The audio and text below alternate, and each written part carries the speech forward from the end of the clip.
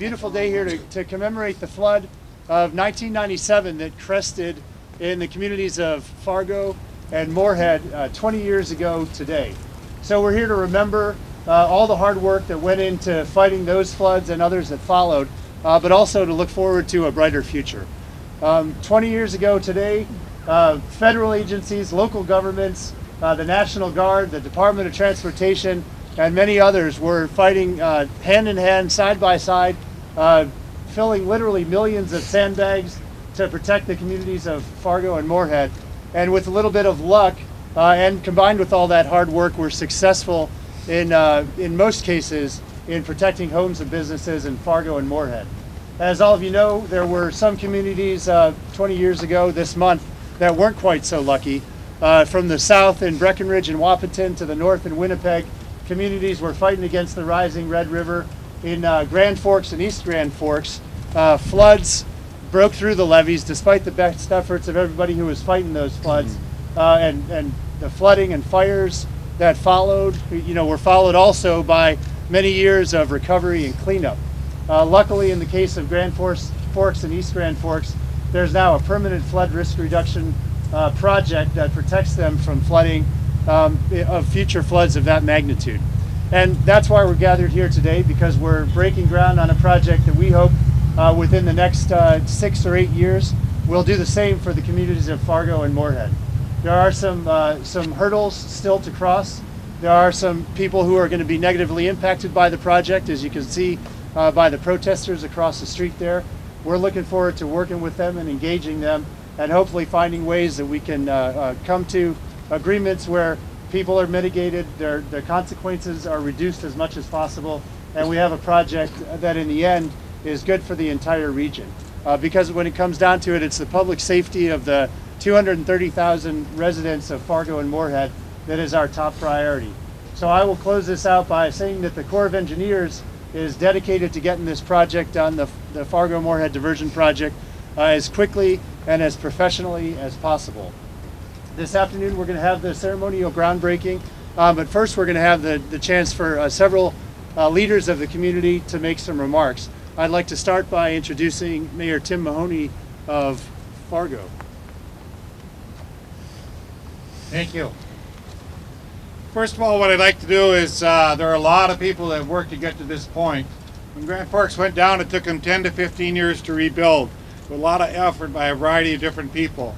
This particular project here, everybody that's looking at me right now, I know has been involved with the project, and I just want to thank all the people that have helped us get to this point. Give them a round of applause, please.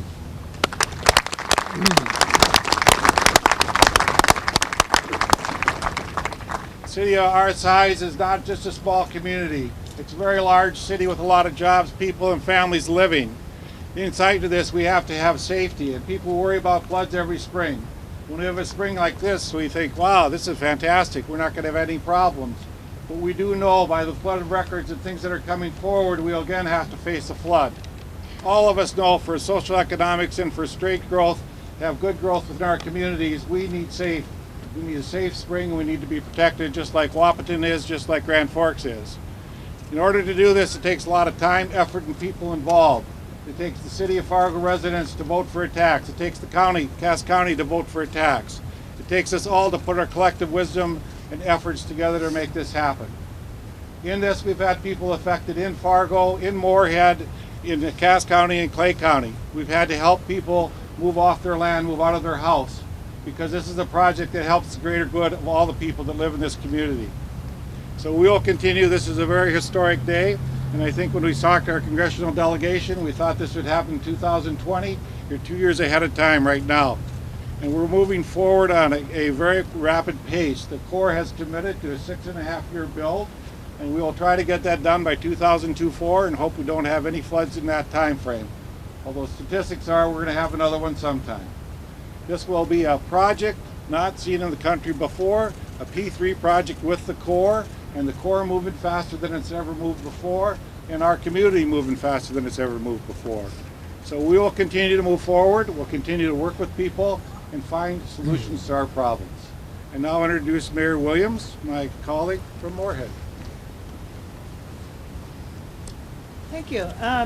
I'm going to take a minute to thank my fellow city council members who are here. I think Brenda, let's raise your hands. Brenda, Steve, way in the back. My gosh, guys. Chuck, Joel. Woo! Okay, well, thanks for coming. And then I also know that Nancy is here, I understand, and Mike Hewlett. Thank you for coming. Awesome. You know, this is a long time coming, and I know things that we've been talking about for a number of years. And you know, it reminds me this morning, after we did our Earth Week proclamation, I had 45 minutes, so I went over to my favorite office, which is Moxie in Moorhead, and checked that out. And it gave me an opportunity. Joel was talking to one of our citizens, and we got on talking about the diversion project. That wasn't why they were meeting, but of course that came up. And it just reminds me about how it impacts, why we're doing this. It's because it impacts our citizens. You know, and Moorhead is not as many as Fargo, of course, but you know, though every one of them really counts. 820 is a huge amount. And this individual was one that is not in the FEMA right now, but she will be in the FEMA when they change that. And we were talking about that, how that impacts it, and how if this project goes through, that would be different. And so it is not just a Fargo project. It's a Moorhead project too. And then of course anything that happens to Fargo in some huge way impacts Moorhead, because we're very intertwined as a community. And with that, I just want to thank everybody that's involved. I haven't been involved from day one like a number of people have here too, so I've had my opportunities to talk to a variety of people on both sides of this topic, and it's not an easy one to go through, and especially when you're from Minnesota. It's more complicated. And but you can see that it's important to Moorhead. It really is important to Minnesota, and I'm glad that we're going through this today. I also think in my mind Grand Forks. You know, in 1997, I was a CPA at Ideally, and we were trying to finish tax season. So I remember some of the CPAs were boating in to come to work every day because their houses were flooded and they couldn't get through. We're right at the time, we were right next to the Y, and they were showering at the Y. And at the same time also, one of my best friends was in Grand Forks, and she had a Dairy Queen there, and her Dairy Queen went under. And so I can't not think of that for my community. And so I think this is a good night, a good day for this, and it feels like one of those culminating things when things are happening. And thank you very much. Thank you, Mayor Williams. So again, welcome to everybody here. Before we get started with remarks from the senators and Congressman Kramer's office, I'd like to introduce Pastor Patrick Laurie from the Horace Lutheran Church, who will offer a brief invocation for us.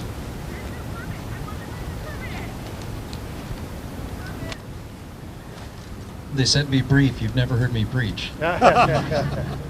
Good afternoon to you, Senator Heitkamp, Senator Hoeven, also to General Ware, and our distinguished guests, fellow citizens. Grace and peace to you from God, the creator of heaven and earth.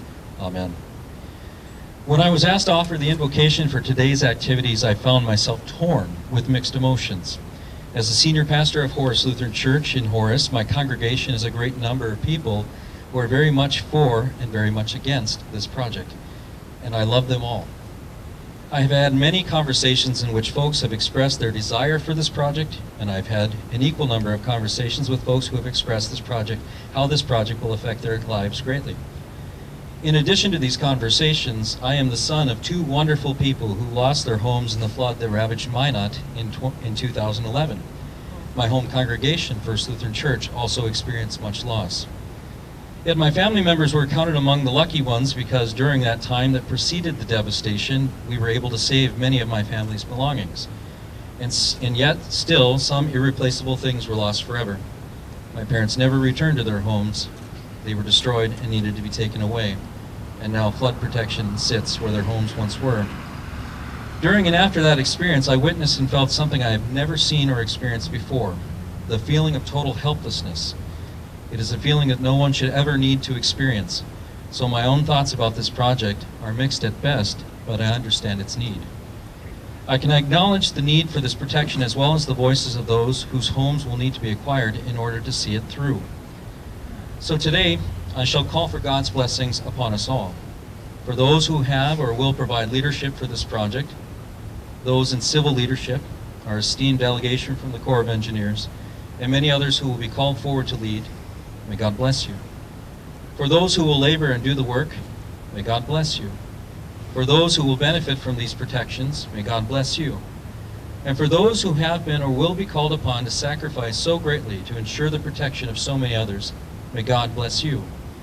And to those who have or will sacrifice your homes or livelihoods on behalf of your neighbors, I implore you to raise your heads with dignity and hold them high. Your willingness to serve your neighbors shall always be remembered. You are the greatest among us, for you embody the very thing that built this country and set it apart from so many others. Sacrifice by some for the benefit of many. You are indeed the greatest among us. And so I invite us all, regardless of faith, to pray. Let us pray.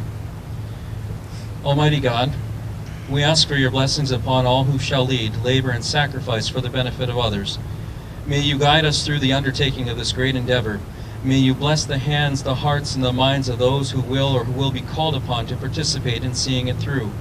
May you work in us that which is pleasing to you and brings about your glory. May your will be done. Amen. Thank you.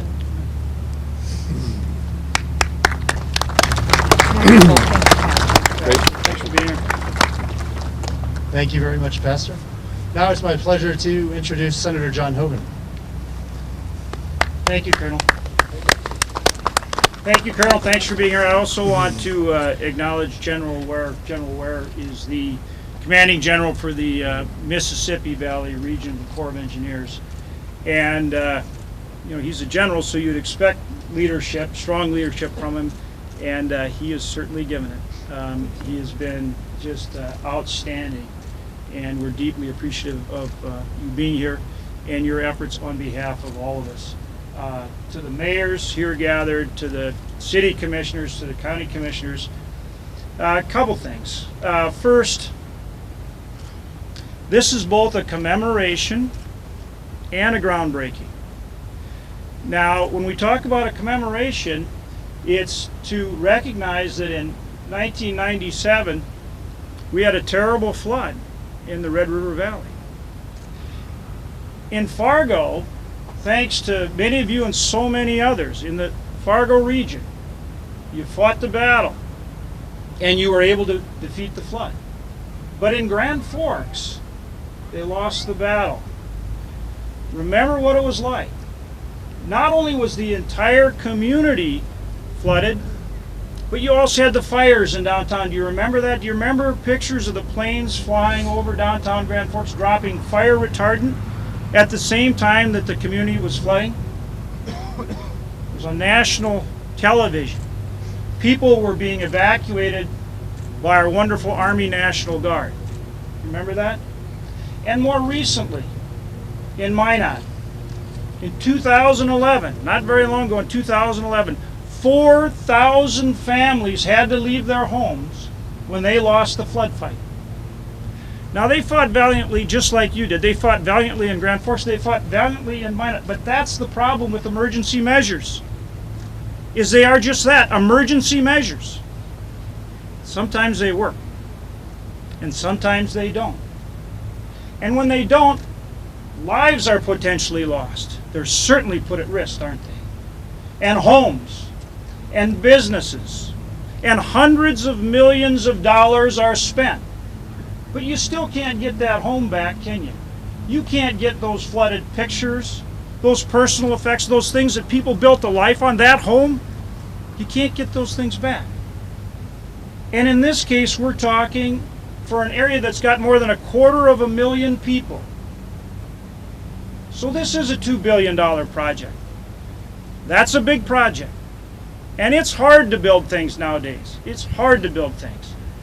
And we can't always make sure it's exactly the way everybody wants, right? You can't get 100% agreement, but we can get a lot of agreement. And for those folks who are impacted, we can work hard to make sure they're treated fairly and well. And we're committed to doing that. We're committed to doing that, whether it's the leaders of the communities in Fargo and Moorhead and West Fargo and the surrounding area, whether it's the mayors, the city commissioners, the county commissioners. The idea here is comprehensive flood protection for the region. Federal, state, local partnership. Comprehensive flood protection for the region that recognizes that everybody's important. And that we're going to work together to build something here and make sure that everybody is treated as fairly and as well as possible. But the thing that's so important is that we have to work together. North Dakota is a community, and our partner, Minnesota, we have so much in common. We will work together. We will continue to work together all the way through and make sure that we treat people fairly and well, but we've got to build this permanent flood protection. Now, we got it authorized in 2014 in the Water Resources Development Act. That was not easy to do. And in 2016, through appropriations process, we came back and not only got New Start authorization, we also secured funding. You all have been very creative with the P3 concept, and that's helped push us to the front of the pack. And now, if we can stay on a schedule, work together, we potentially can build this comprehensive flood protection in about a 6.5 year timeline. Think about that. Think about actually building flood protection in a comprehensive way in that timeline.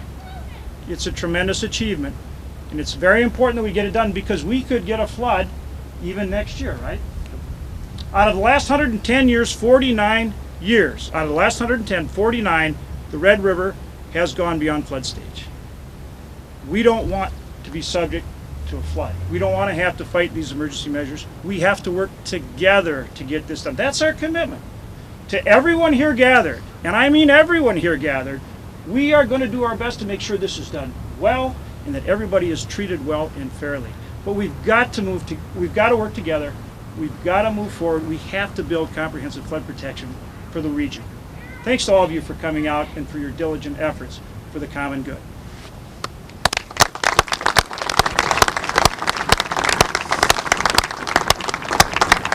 Thank you very much, Senator. It's a pleasure to introduce Senator Heidi Heitkamp. Thank you, Carmen. I look out over this audience and I think, where were you in 2017? Most of us were filling sandbags. Most of us were maybe with a family member who was at risk of losing their home. Most of us were standing shoulder to shoulder, neighbor to neighbor, not just in town, but a lot of our neighbors from outside came in from across the region to help us fight the flood. Fargo won. But the night the levee broke in Grand Forks, I was at a home on Chestnut, which is right behind Belmont. And if you know Grand Forks, you know the levee's right on Belmont Street. And I remember what that was like for the community. And I remember my sister and her husband seeing their house get inundated and having to escape, leave things behind. 2 small children who had already been taken back to Wapton, who ended up spending almost 5-6 months with my mother in Wapton while they tried to recover from that devastating flood, while the community tried to recover. How that affects a community depends on how well we pull together. And how well we pull together depends on whether we treat everybody fairly. Whether we in fact have an opportunity to do what we always do in North Dakota, which is build the community that builds the certainty, that builds our future. And we have to do it together. And so I stand here maybe a little bit more mournful than the average person, having watched a family member go through the 17 flood, losing their entire life for at least 5-6 months, and still almost recovering from the flood. We saw it in Minot. If you ever want a moment of true reflection, sit with a World War II vet who not only lost his house but lost a rental property, who has nothing left in his life, having lost his wife a year before the flood. So we know how devastating a flood can be. but we also know that North Dakota is always stronger when we stand together. North Dakota is always stronger when we work together. And that's a lesson that has to be learned and relearned every time that we approach a project like this. And as John, I think, so eloquently talked about, we are going to do everything that we can to make sure that not only do we get this project done for the future of the region, but that we get this project done in a way that is fair to all of our neighbors in this region. Thank you.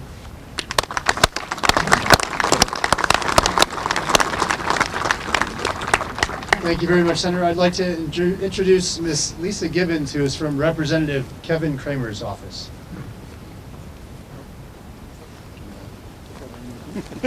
Good afternoon. I'm here on behalf of Congressman Kramer. He is in Washington, D.C. and sends his regrets that he's not able to be here today.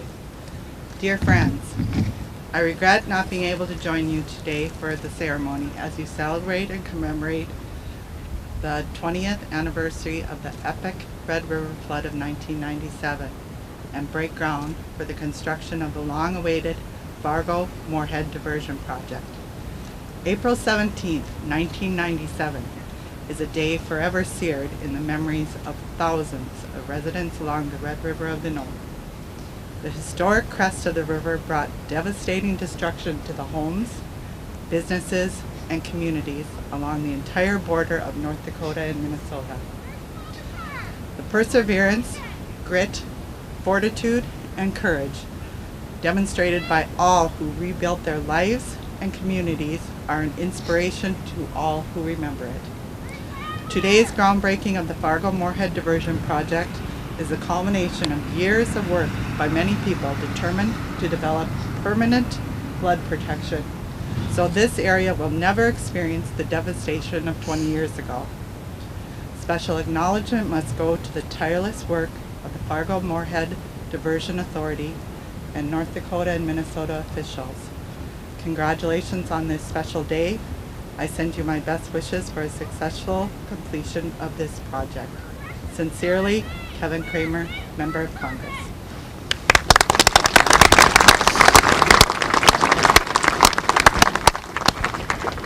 Thank you very much, Lisa. And now it's my pleasure to introduce Major General Michael Weir from the Mississippi Valley Division.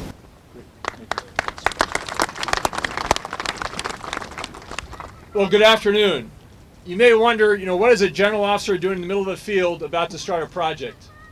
Well, let me just explain. If I could ask all veterans of the uniform that have been worn in the past, if you could just raise your hands. A round of applause for our veterans. And let me explain why that means a lot. I'm here on behalf of my boss, Lieutenant General Semonite, who goes between Afghanistan and Iraq this week.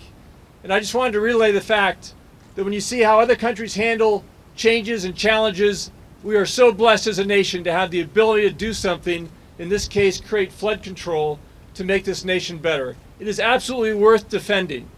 What we do as a nation is the envy of the world. Without flood control, nothing else really matters in a riparian society that can, in fact, feed the world. There is no mistake we're standing on a farm field that can outproduce any place else on the planet. And it has access to water, and the ability to move that commerce up and down the river and feed the world is what makes it worth it. That flood control mission is why it's so important. And I'd just like to explain for a minute why you're gathered here making history in what was described as the public-private partnership, because this project is in fact the first one of the Corps, the first one ever to be done by the Corps. And you're making that history. You're helping us redefine the rules and the policies that others in the nation will have to figure out as well. So I want to thank you, and more importantly, I'd like to recognize our elected officials within our democracy that have the leadership and the courage to move forward. So on behalf of the senators and the congressmen that are represented, I would just like to say thank you and give you a round of applause for that as well. Tell me when. Who's in charge of this? General in charge, or who's in charge, General, come on. yeah. Colonel. All right. What are you doing with it? Throwing it that way? Throw it over the berm. 1, 2, 3. Oh!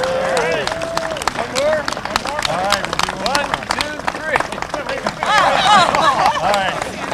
That's right. One more still. All right, one, two, three. All right.